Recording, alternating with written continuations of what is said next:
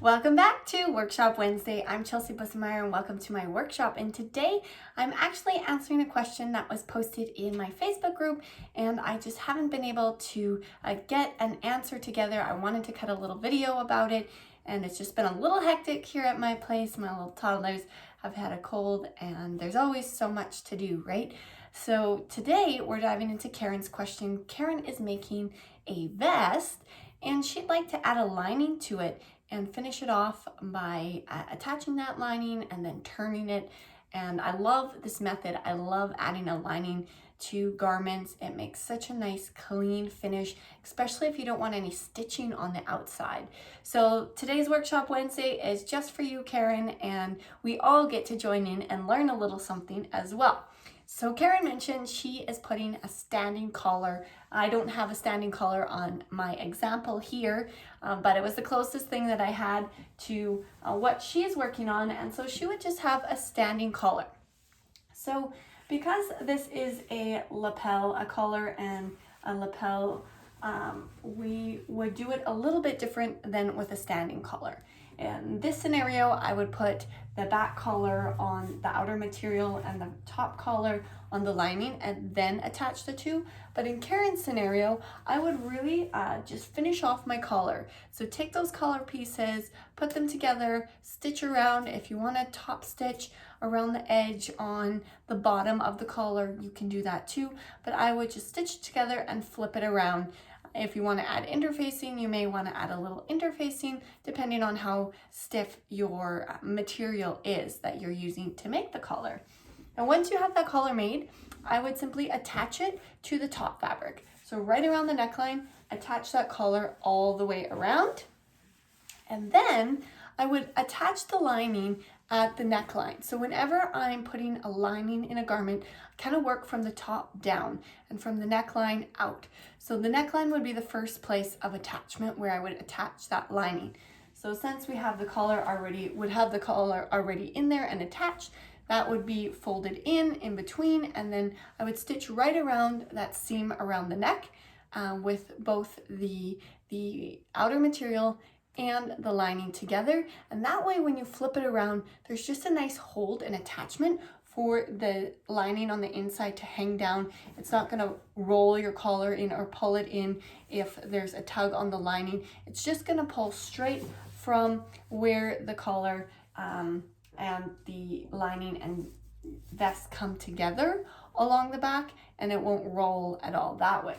So once you have the collar set in between the layers, you can flip it out, look at it, and see if it is looking the way that you want it and that the neckline is going to lay properly. Since you're closing the center front with a zipper, you just simply need to attach the lining to the back of the zipper all the way down, and I would make sure that it is far enough away from the edge of the zipper that you're not going to zip into that lining. That's always so frustrating when you have a zipper you're trying to close and you're catching the lining behind it. So I always like to set the material of the lining a little bit farther back than where I would have the material on the front. If it still looks nice and clean and I'm covering the stitching, I usually just barely kind of cover the stitching of the top material, or if the stitching's nice and clean, you can do it just a tiny ways further back from the teeth than where you would want to do it in the front. After you've closed the lining along the zipper, the next would be the armholes. So top to bottom, neckline out. The best way to avoid any kind of frustration or attaching the garment the wrong way around is, I always say, turn your garment right side out. So then the garment would be the way you would want to wear it, the lining laying against the outer material, and then you'd have your raw seam allowance on this outside edge. Flip your seam allowance in and just put a pin at the top of the shoulder so you can reach in between the layers, put a pin at the top of the shoulders, and then you can turn it around. When you've turned it around, you'll notice you won't be able to turn the garment totally inside out so that you can put your arms through the armhole. And this is exactly the scenario that we're avoiding after we've closed the armhole by pinning it and flipping it around this way.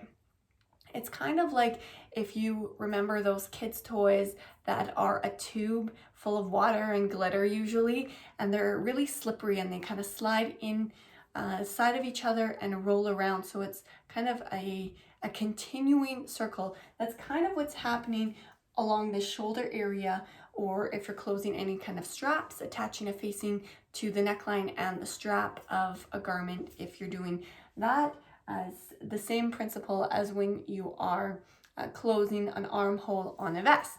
So you want to kind of make sure that you can slide it through and get to that edge all the way around.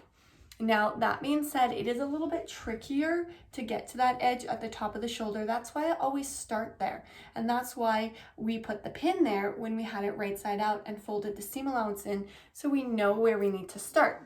So once you've gotten it turned around and you have the pin exactly where you need it to be, you can just continue on along that armhole edge and roll the material through as you need it, lining up the side seam once you get to the side seam. And if you have any other seams, any kind of princess seams or that kind of thing going into the armhole, I saw you had a couple darts for the bust as well. So lining up the darts in your lining, lining up the darts in the outer material as you go around, and then you can meet where you started your stitching at the top again in this tighter area. So that'll be easier to feed the garment through under your machine and not get stuck with that tricky tight spot at the top of the shoulder. So I've just turned the vest inside out here so I can show you what I mean about kind of the continuous circle. So in between here in this circle is where we have the shoulder seam. Once again, I do like to start at the shoulder seam because this is the tightest area of the entire circle. And this is kind of the back of the arm side or the armhole. And if we go through here, kind of continue along this armhole, we're pulling the shoulder and the top of the armhole in the back inside our armhole from the front. And when we have it totally turned around so that we get to the shoulder seam, and the shoulder seam is right here on the front of our vest, and we've traveled all the way up to the shoulder seam from the arm side around the bottom, then we can meet up with our original line, but it's all kind of enclosed in this kind of tube where you can only see kind of half of the arm side at once. And when you close it like this, then when you turn it right side out, you can turn the garment fully right side out and get your arms in the armhole and put it on. Now the next step would be closing the hem. After we've done the armhole, then we've done everything on the top, working from inside out and from up down. Then we want to close the seam on the bottom. Now I would turn this vest once back around the right way so that I could just double check that my lining, where it attaches here at the top of the neck with the collar, when it's stretched out and laying flat, make sure that the lining isn't longer than your outer material. If the lining is longer at all, it will roll out and stick out when you've turned it right side out, and that just always looks kind of poorly. So ensuring that they are the right length or the same length, trim that down if the lining is a little bit longer. And then when I do close this hem, I would just simply stitch across the bottom, since this lining is exactly the same size as my vest.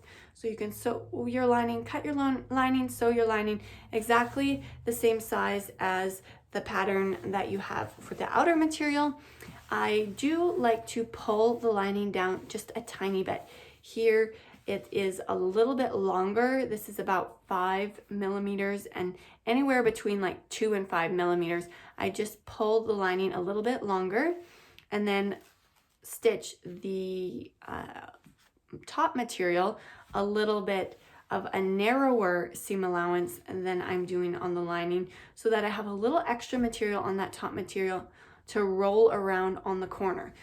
If you have a little bit of your top material showing on the inside, nobody sees that, it doesn't look bad. But if you have a little bit of that lining rolling out on the bottom of your hem, it will look just a little bit tacky, and you don't want that on your garments. So the last question Karen had was, where do I like to leave the hole to turn the garment at the end?